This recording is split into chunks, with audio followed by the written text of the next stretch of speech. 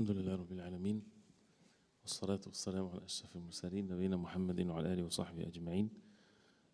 Inshallah ta'ala, we'll go briefly through some of the ahkam, some of the rulings with regards to al-i'tikaf and some of the adab and the things that are recommended with the subject of al-i'tikaf, which is part of Ramadan. First of all, the meaning of it, the hukm of it, what's the ruling of it, some of the ahkam, some of the rulings, fiqh rulings that is related to al-i'tikaf, its pillars, its conditions, what's recommended for the person in i'tikaf and what's permissible and what breaks the i'tikaf.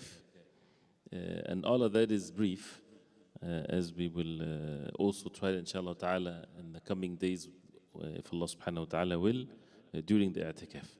But first of all, al-i'tikaf, or the word al-i'tikaf, comes from akafa, and the meaning of it is when someone stays upon something.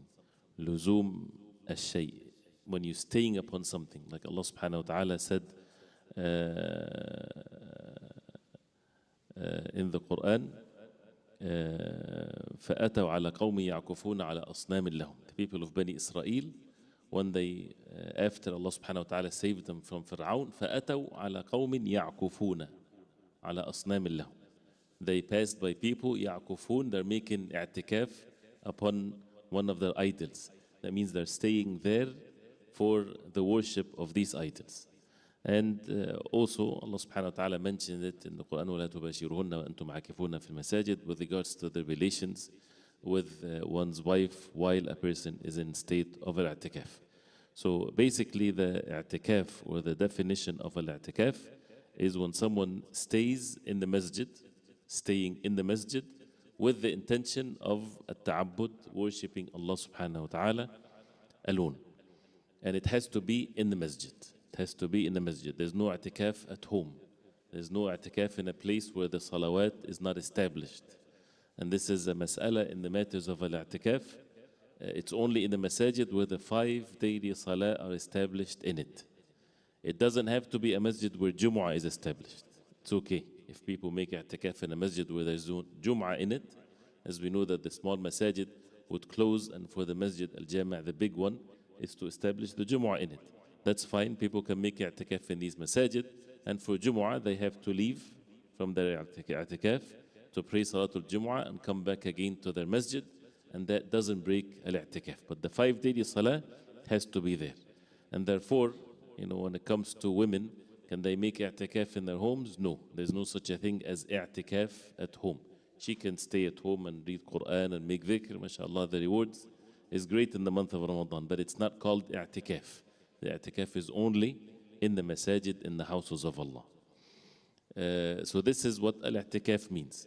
The ruling of it, or the hukm of it, is that is recommended. It's not an obligatory act, it's something that is recommended. And Allah subhanahu wa ta'ala mentioned it with regards to al-Masjid al-Haram. وعهدنا إلى إبراهيم وإسماعيل أن طهر بيتي للطائفين والعاكفين والركع السجود. To clean the house of Allah subhanahu wa ta'ala for those who are طائفين, making tawaf, والعاكفين, and those who are making i'tikaf, staying in the masjid. Sometimes people would call it mujawir. That means he's staying in the masjid, does not go anywhere. He's just staying in the masjid for at-ta'abbud, for worshipping Allah subhanahu wa ta'ala. And of course the sunnah of the Prophet ﷺ, specifically for the month of Ramadan, that clearly stated by the hadith of Ibn Umar radiallahu anhuma, that the Messenger sallallahu alayhi wasallam كان يعتكف العشر الأواخر من Ramadan. That he alayhi salatu wasalam used to make i'tikaf in the last 10 nights of Ramadan. And in the hadith of Abi Sa'id al-Khudri radiallahu anhu, he said, إني اعتكفت العشر الأول. That the Prophet ﷺ first made i'tikaf in the first 10 nights or 10 days of Ramadan. التمس هذه الليلة. Why? He was seeking Laylatul Qadr. This is one of the objectives of al-i'tikaf. And the hikmah and the wisdom, something that we need to enrich our hearts with it, because it's not just about being physically in the masjid. The Prophet ﷺ was seeking Laylatul Qadr, so he was seeking it at first in the first 10 days of Ramadan. ثم اعتكف العشر الأواصل, then he made i'tikaf in the middle 10 days, seeking Laylatul Qadr. ثم أتيت فقيل لي. Then I was came to me, meaning the wahy from Allah subhanahu wa ta'ala, and it was said to me إنها في العشر الأواخر, that it is in the last 10 days. فمن أحب منكم أن يعتكف فليعتكف. Then he said عليه الصلاة والسلام, whoever among you would like to make i'tikaf, then make i'tikaf. And you see how the Prophet عليه الصلاة والسلام, the best man and the one that Allah subhanahu wa ta'ala forgave his sins past and future, and he would make i'tikaf not knowing first when is Laylatul Qadr. He knew that it's revealed or it's Laylatul Qadr in Ramadan. So he started the month with making i'tikaf to make sure that he attained Laylatul Qadr, till he was told alayhi salatu wasalam that it's in the last 10 days of Ramadan or the last 10 nights of Ramadan.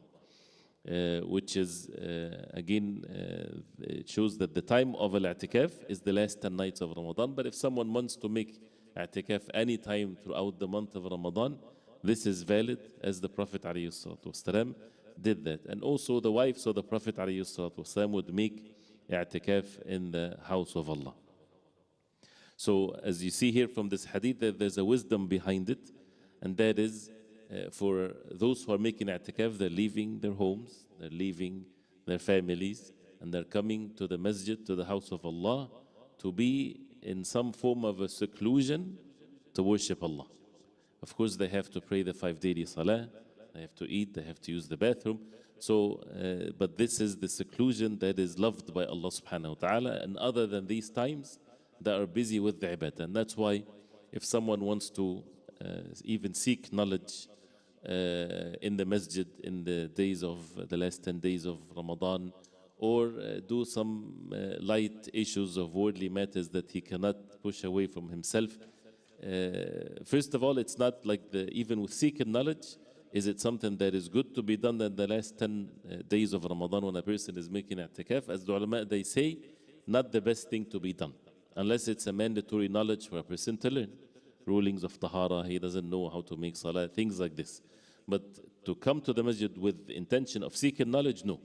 With the intention of making specific acts of ibadah, which is basically the ibadat that is done in the masjid.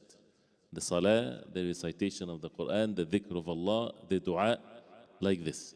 And the hikmah or the wisdom behind that is to gain the great rewards in these days and nights of Ramadan, and one of which is to seek Laylatul Qadr. Laylatul Qadr is a great matter, is amrun azim, huge. And oftentimes we don't bring that greatness in our hearts with regards to Laylatul Qadr.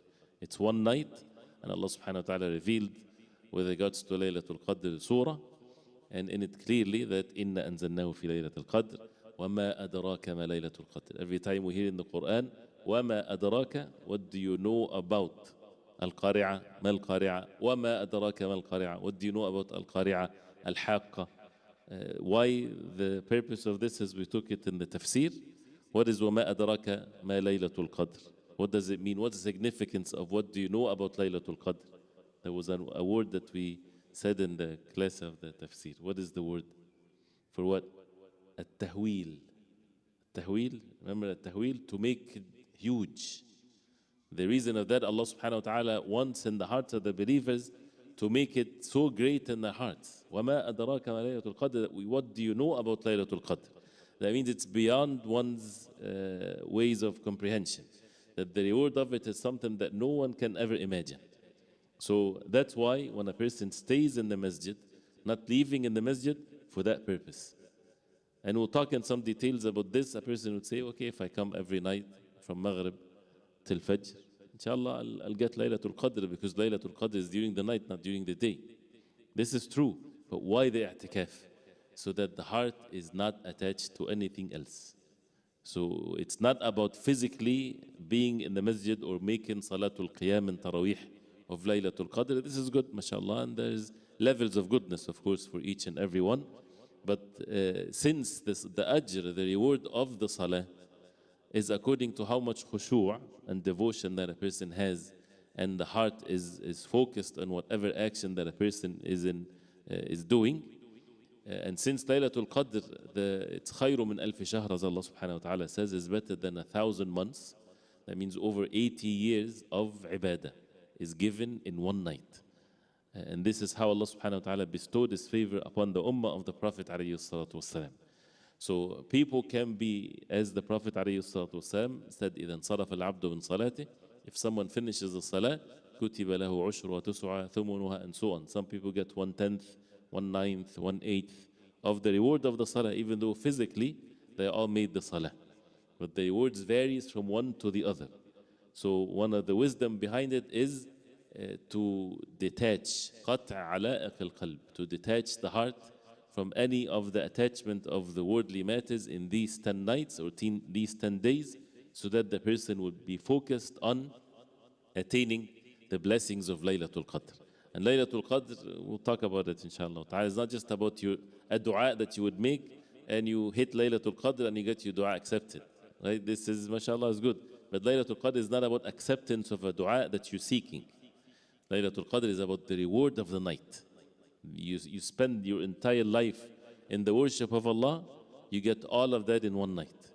It's a night that is measured by lifetime. One night for over 80 years of ibadah. And there's no exaggeration in this. And at the end, what our life is what is amal, is actions. So this is a great favor from Allah subhanahu wa ta'ala. That's why the Prophet ﷺ would do as we heard. And that's why we'll talk more inshallah ta'ala about the maqasid of al-i'tikaf and Laylatul Qadr. And that's why to be busy with matters of ibadat. And that's why the Prophet ﷺ would make the i'tikaf. So the niyyah then, if someone wants to make i'tikaf, is the niyyah to get closer to Allah subhanahu wa ta'ala, seeking Laylatul Qadr. And it has this essence of inqita'. I'tikaf is not the time to socialize. And this comes also with the instructions that we need to observe, inshallah. This is not time to socialize with the community, with one another. We're having like a camp in the masjid and everybody's doing activities and playing some, things like that. No, al-i'tikaf is inqita'. Inqita', that means you're detached. You're secluding yourself to be alone with one's Lord subhanahu wa ta'ala. And that's why the Prophet alayhi salatu wasalam, they used to يضربون له الخباء, they would make a khibā for the Prophet alayhi salatu wasalam. Even khibā comes from hiding. That means he would come out alayhi salatu wasalam to pray with them, with the people, and then he would enter this khibā like a tent in the masjid. The Prophet ﷺ will enter this tent to be alone, to be reciting Quran, making dhikr, making salah, making dua, and so on. And that's why the issue of the time and the etiquettes to be observed, and especially when people are together, there's even a hadith that governs these matters where the Prophet ﷺ, when people start with the Quran, not with talking worldly matters and things like this, someone raised his voice in Quran, the Prophet ﷺ, he lifted the curtain from his khibā and he said, لا يؤذين أحدكم أحدا أو كما قال عليه الصلاة والسلام, none should harm. He said, كلكم ينادي ربه.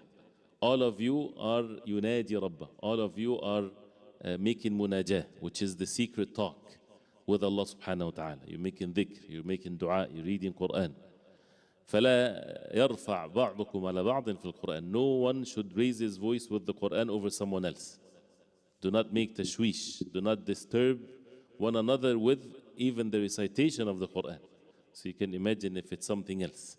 And that's why all of the things that disturbs people, this is something that should be avoided, not just for oneself, but for others. A person should not be someone that would disturb others in matters of ibadah. So we'll talk about these matters, inshallah ta'ala, also with some details. And it requires definitely to reflect upon it. And it's mainly, as the ulama, they say, it's uquf al-qalb. The i'tikaf physically is the easiest part, when a person's body is in the masjid. And that's the fiqh matters. The fiqh matter is very easy, just few points, and that's the end of it. But uquf al-qalb, to have the qalb stays in the masjid, does not go outside of the masjid. And now we have this, right, that takes us all over the world. So this is something also that we need to talk about it in some detail some other times, inshallah ta'ala, to limit ourselves. Otherwise, really it doesn't matter. It doesn't matter if you're physically in the masjid and we have our phones with us, connected 24 hours a day. Being at home in the masjid, it doesn't make a difference. Come back at night from Maghrib to Fajr and make the salah, and that's the same thing. Of course, there's more virtue of being in the masjid, but we have to be careful. A sin in the masjid is not the same as a sin at home. So when someone is in the masjid scrolling, and then a picture that is not appropriate comes in place and he's in the masjid, is it the same as doing that at home? Both are sins. But in the masjid, it's huge. So this is something that we have to be extremely careful. And to establish the i'tikaf. So that's why, of course, this is an individual thing. If a person wants to make i'tikaf, let's do it right. So what if a person, as it used to be 30, 40 years ago, you come to the masjid, nobody knows anything about anything, right? The most that you can get is that you can call your family, which is one of the etiquettes of i'tikaf. One of the permissible things is to communicate with them, yes. But imagine in the past, you can get a flip phone or something like this, where you can still communicate, but there's no fitan, right? And the Prophet ﷺ كان إذا دخل العشر, once the 10 nights of Ramadan enter, كان إذا دخل العشر شد المئزر, he would tighten his lower sheet عليه الصلاة والسلام, which is a sign of al-jidd wal-ijtihad and working hard, and also a sign of staying away from his wives. And وأحيا ليلة, he would pray the entire night or most of the night, make the entire night or most of it life with the ibadah, the salah, the Quran, the dhikr, and so on. وأيقظ أهله, and he would wake up his family. So waking up the family during the night, waking up for witr, salah, things like this is then definitely is important. But to make sure that the i'tikaf is there. So whoever wants to, it's only 10 days, and it's something that we need to be reminded of. It's not the entire month. Whoever wants to make i'tikaf, 10 days to stay away. Unless it's a necessity, unless there's harm is going to happen, that's a different situation. But to leave the matter to Allah subhanahu wa ta'ala, and that's why the subject of uquf al-qalb. This is the real meaning when someone would make i'tikaf with his heart, and to pay attention to this matter. We'll talk about it inshallah ta'ala in some other time, but because of the time. And Allah subhanahu wa ta'ala is above all, and He's the all-seer subhanahu wa ta'ala. So al-ikhlas, or sincerity of intentions, following the way of the Prophet alayhi salatu wasalam. So the etiquettes with regards to the state of the heart and things like this, we'll expand on that inshallah ta'ala later inshallah. The way of the Prophet ﷺ in al-i'tikaf is, as we heard, the first and then the second and then the last 10 nights of Ramadan. Ibn al-Qayyim rahimahullah, he said that the Prophet ﷺ made an i'tikaf in a secluded place, as we heard, but not as some ignorant ones, they make it as if this is his place of receiving visitors and things like this. No, it's supposed to be made for seclusion with matters of ibadah.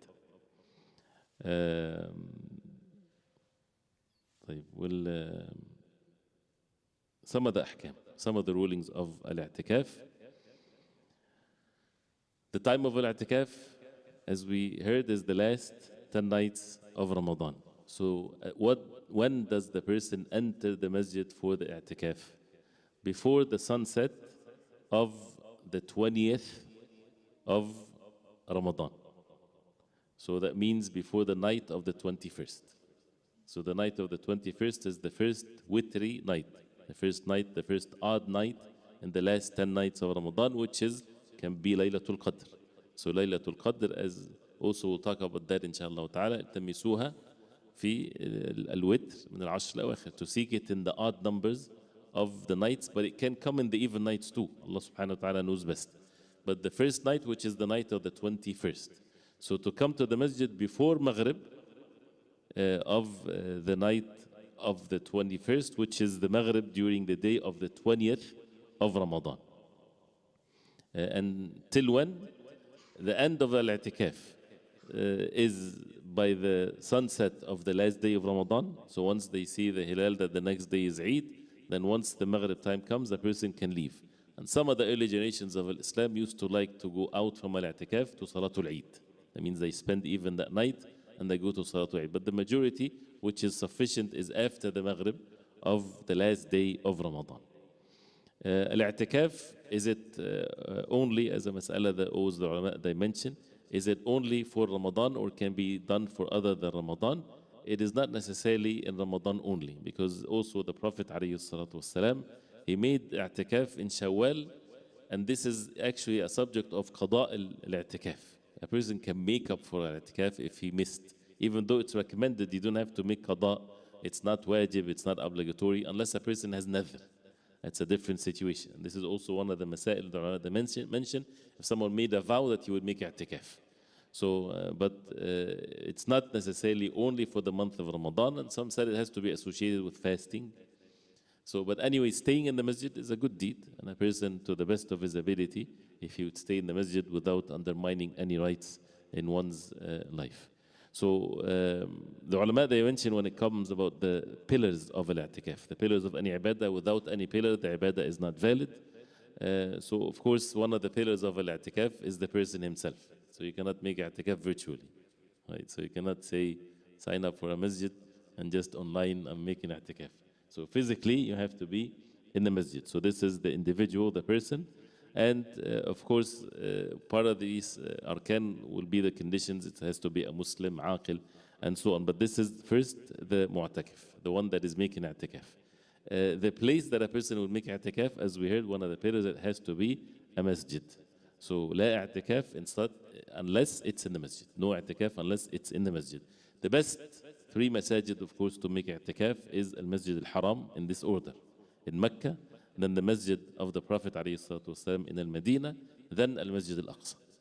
And the opinion that the i'tikaf is only in these three masajid is a weak opinion, and the i'tikaf can be done in any masjid. And Allah subhanahu wa ta'ala called it fil masajid, in the masajid, without specifying any of these three masajid. Of course, it's the best for those who have the means to do so, with so much details in that.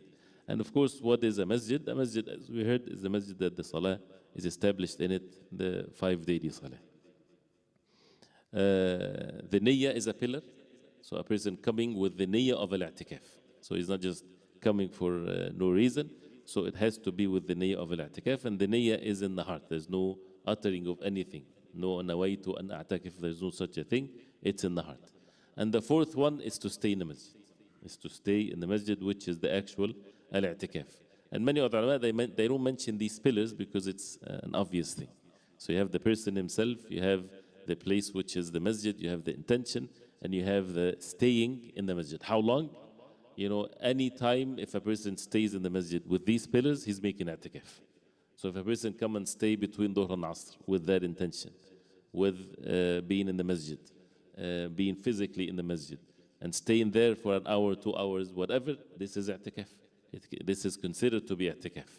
So it's all kinds of levels, and that's why, as they say, it's better, especially with the last 10 nights of Ramadan, that every time a person comes to the masjid, he revive this in his heart, that he's having intentions of staying in the masjid with the niyyah of al-i'tikaf. And the best is to stay the entire period of time, because definitely the benefit of it is something that can never be compared to anything else.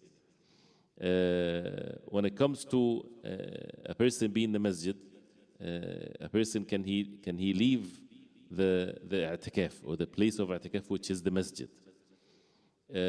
Some things is permissible, meaning does not break the i'tikaf, and some things will break the i'tikaf. So if someone would leave the i'tikaf for no reason, that breaks the i'tikaf. What does it mean? Does it mean that he's not in i'tikaf anymore? If he wants to come back, he has to have a new intention to be in i'tikaf. Is it haram? No, it's not haram, because it's recommended to start with. But he breaks his i'tikaf. But if someone leaves for a need or a necessity, or he made it as a condition, it doesn't necessarily break his i'tikaf. So, for example, someone leaves, there's no food in the masjid, for the sake of just saying it. If there's no food in the masjid and he goes out and eat and come back, does not break the i'tikaf. If there's food in the masjid, then he should stay. There's no bathroom in the masjid, then of course he has to go relieve himself. So he go home and come back. Even you can take it a step further, but we don't open, ease in our hearts. But say, for example, the masjid restrooms and things like that is not sufficient for everybody, and it's tight, and the person have a certain condition that he's not able to do things in the masjid, for example. If he leaves to go to the bathroom and come back, that doesn't break the i'tikaf, but with the condition that he doesn't do anything else. So if he goes home even, he does not, he speaks as a normal way. He does not sit and talk and chat with his wife and his children, how things are, why you have this and here, nothing. He just goes to the bathroom, Assalamu alaikum, how everything is good? Yes, alhamdulillah. Nothing stop him from doing what he's going there for, and he leaves. And this is the meaning of when Allah subhanahu wa ta'ala says, وَلَا تُبَاشِرُهُنَّ وَأَنْتُمْ عَاكِفُونَ فِي الْمَسَاجِدِ. Do not have mubashara, do not have relations with your wife when you are making i'tikaf in the masjid. This is what it means. It's not that the person would do that in the masjid, وَالْعِيَاذُ بِاللَّهِ. No, it means when they would go home, because they would go home to relieve themselves or for something. If someone have relations with his wife, he broke his i'tikaf. So he has just to go for whatever reason there is. And a person should not be extreme that I'm not speaking to nobody. No, you can speak, but something that doesn't stop you from what you're there for. So that does not negate al-i'tikaf. But anything else, visiting a sick, going to janaza, all of that, a person should stay away unless it's a matter of necessity or someone that is close by or something that is needed. Yes, a person then can break his i'tikaf. Allah subhanahu wa ta'ala is the most merciful, and he come back again when he's done. Even for women, if a woman has i'tikaf and she got her menses, she would leave the masjid. It's not permissible to be in the masjid. So she would leave the masjid, and that doesn't break her i'tikaf till she finishes her menses and she come back. Because this is, what can she do? So if someone become in state of janaba, he has to take a shower. So he leaves or he goes to the bathroom to take a shower and he come back, that doesn't break the i'tikaf.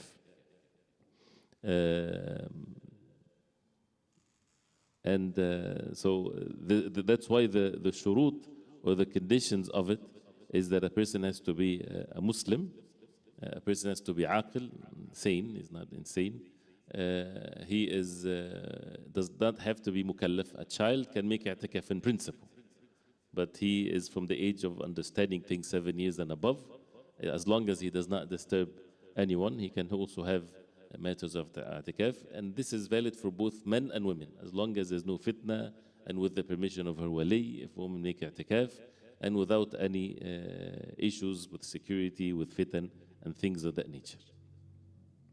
What's recommended for the person making i'tikaf, as we heard, is to be there busy with matters of ibadah, and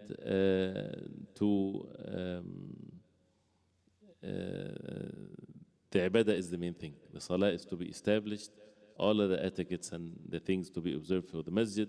It's haram to buy and sell in the masjid, right? So that's why when people, their work is to buy and sell. Can you have your phone and buy houses and purchase houses and buy cars and purchase cars? It's not permissible whether it's in i'tikaf or other than i'tikaf. It's not permissible in the masjid, even with the phones and things like this. If a person has to finish up something that he needs, if it's limited to whatever is necessary, when people go for vacation, they don't necessarily be with their work and everything like that. So this is the real time to take time off, but it doesn't break the i'tikaf if it's something light, as the ulama they mentioned. Eating and drinking and sleeping, all of that is permissible. And what's break it, as we heard, the relations, making loud noises and things of that nature disturbs the people of al-i'tikaf. And that's what the mubtilat, and we'll end with the mubtilat, even though, because time will continue inshallah ta'ala another time. This is the issue of the relations. But if someone, for example, became in state of janaba, that means he has to take a shower, that doesn't break al-i'tikaf, unless it's intentional with a sinful act. And this is according to the majority of the ulama. The haid, the menses, and the afterbirth bleeding does not break the i'tikaf. Or a person leaves the masjid, then that breaks the i'tikaf. If someone goes to the parking lot to get something from the car, for example, if it's a necessity, yes. But to have it the ease of going out, that breaks the i'tikaf, unless it's something that is needed. This is basically, briefly, some of the rulings of al-i'tikaf. And as far as the etiquettes and the instructions, inshallah ta'ala, because of our situations and people might, have, their own ways of things, someone will be in charge, inshallah ta'ala. This is just something for the masjid. So people should be humble, inshallah ta'ala, to listen to what the person say and not to say, why you doing this? Air conditioning, it's hot, it's cold, all these types of things. Inshallah ta'ala, to stay away from arguments, to stay away from all kinds of things that would take away the rewards and the heart to be disturbed in al-i'tikaf. And as mentioned, anybody can stay in the masjid anytime. With the instructions, inshallah ta'ala, it will be shared with everyone, those who are making i'tikaf or those who want to stay in the masjid in general in these days of Ramadan. So we ask Allah subhanahu wa ta'ala to make it easy for each and every one of us and to accept and to seek rewards from Allah subhanahu wa ta'ala alone. There might be some, if there's any question related to al-i'tikaf, or of course there's many things missed, but we'll continue inshallah ta'ala. But if you want to make i'tikaf, I guess with the registration, but it needs to be that the person enter the masjid before the sunset of the 20th, which is Saturday. On Saturday before Maghrib, the person should be in the masjid. And since al-i'tikaf is based on at-taqallul, to have less, so we should not bring all of our furniture and our beds and sofas and everything like this, but rather just take something simple, as the instructions inshallah ta'ala will be there to make it easy. Sleeping in Ramadan is a waste of time. It's a waste of time, but we have to sleep, otherwise you won't be able to do anything. So if you don't sleep, you in salah that can't wait till the salah is over with and you just crash in the salah. So that's not a good thing. So we have to sleep. So, but it's major difference when you consider sleep is a waste of time, but you have to, versus, well, I would love to sleep. And this is a joy of my life to sleep. Not in the last 10 nights of days of Ramadan. We sleep because it's a necessity. So and that's why the Prophet ﷺ would spend most of the night in the salah and the ibadah. May Allah subhanahu wa ta'ala make it easy and accept, inshallah. Any questions or anything? Sleeping should also become ibadah because your intention Yes. is to worship Allah. Right, so sleep is ibadah with the intention of the establishing the ibadah, as Mu'adh radiallahu anhu said, إِنِّي أَحْتَسِبُ نَوْمَتِي كَمَا أَحْتَسِبُ قَوْمَتِي. I seek rewards from Allah when I sleep, the same way I seek rewards from Allah when I wake up. But sleeping to get up to continue with the ibadah. Because again, you read in Quran, or even dua, we are forbidden. We'll talk about that inshallah ta'ala, if Allah subhanahu wa ta'ala will. The Prophet ﷺ forbade someone making salah when he's sleepy. This is dangerous actually. If you're making salah and you're sleepy, the Prophet ﷺ, he said in the hadith that he would make dua, out of the fear that he would make dua against himself. تَدْعُو فَيَدْعُ عَلَى نَفْسِهِ. Instead of making dua to Allah for himself, he would sleepy, so he would curse himself. Or he would make dua against himself. So, and if a person is asleep, then he should sleep. And there's a hadith that talks about, especially with the night prayer. And when the Prophet ﷺ entered, it was said to be the last 10 nights of Ramadan, and he found a rope extended in the masjid. He said, what is this? Is one of the wives of the Prophet ﷺ have it, so that whenever she's sleepy, she would lean on it. So the Prophet ﷺ ordered for this to be taken out, and he mentioned this. You pray according to your nashat, according to your energy. If you feel sleepy, then sleep.